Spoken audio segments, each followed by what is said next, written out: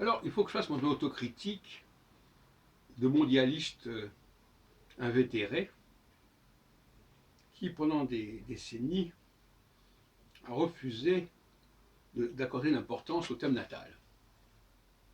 Je l'ai parti en croisade contre le thème natal, et en 1976, quand j'ai publié Clé pour l'astrologie, j'avais déjà pris des positions, il ne suffit que relire la 4e couverture, contre le thème natal, et c'était une erreur en fait.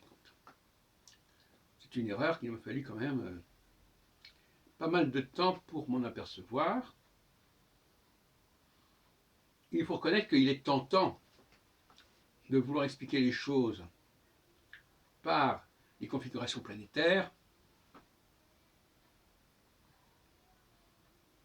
plutôt que par le transit ou le retour d'une planète sur le moment natal. Parce qu'à ce moment-là, ça dépend des individus en présence et on ne sait pas combien il y a de personnes qui peuvent être. On ne peut pas calculer le nombre infini de gens qui peuvent être atteints par le transit.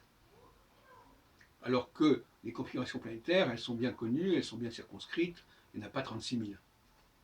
Donc c'était une solution de facilité à laquelle je me suis attelé et sur laquelle je me suis aligné pendant trop longtemps. Pourtant, quand on regarde sa propre vie, on s'aperçoit qu'il y a des cycles qui existent. Et ces cycles qui existent, est-ce qu'ils doivent coïncider nécessairement avec les cycles mondiaux? Je ne vois pas pourquoi ce serait automatique. Donc finalement, la théorie des 4 âges prend le contre-pied d'une certaine manière de mes propres recherches jusqu'à un certain point.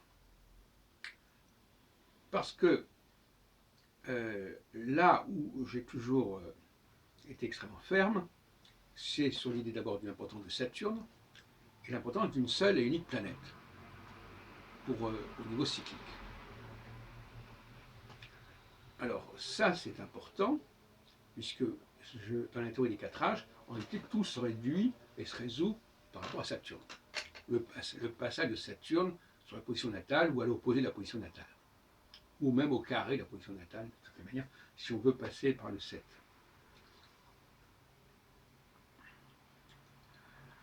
Il m'a fallu beaucoup de temps pour trouver une interface entre l'astrologie mondiale et l'astrologie individuelle, et je crois que j'y suis parvenu, et que ça faisait des siècles qu'on attendait d'y arriver. Parce que les gens qui ont travaillé sur les âges, et sur la théorie des âges, étaient partis dans tout à fait de fausses directions. Par exemple, pour Jean-Pierre Nicolas, qui a associé son nom à la théorie des âges quelque part, eh bien, ça permettait en quelque sorte de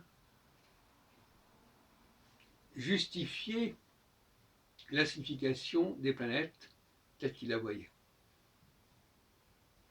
C'est-à-dire qu'il faisait correspondre une certaine planète à un certain âge, et ce qu'on savait sur cet âge-là permettait de décrire le psychisme de la planète. Tout comme il pouvait y parvenir aussi en étudiant le cycle de la planète et la rapidité de la planète. Donc, en regroupant la cyclicité astronomique et l'âge correspondant à la planète, eh bien, Nicolas pensait qu'on pouvait ainsi bien circonscrire la signification d'une planète.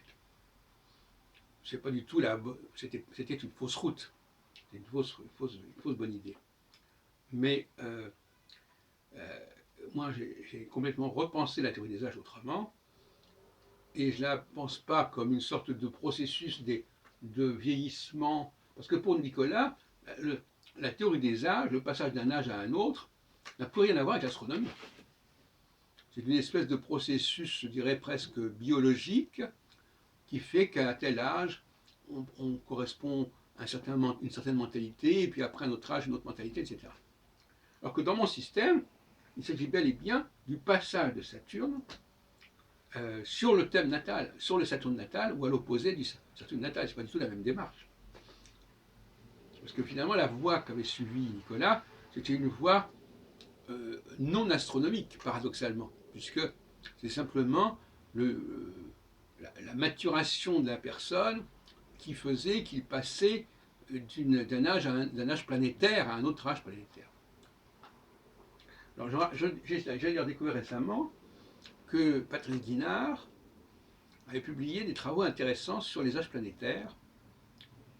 Patrice Guinard, d'ailleurs, qui est marqué, entre parenthèses, par la formation de Nicolas, puisqu'il a été dans la orbite de l'astronomie conditionniste pendant pas mal d'années de sa formation astrologique.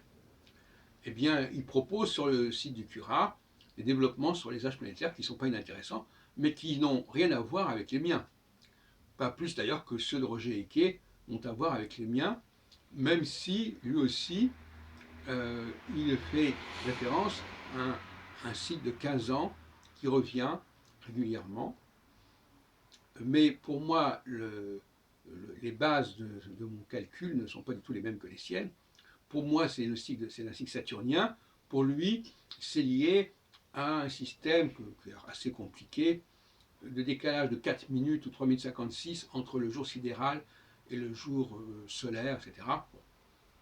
Mais il faut bien reconnaître que la théorie des âges qu'on retrouve déjà chez Ptolémée, dans la Tétrabible, est une clé importante de la pensée astrologique. Encore fallait-il trouver la bonne approche.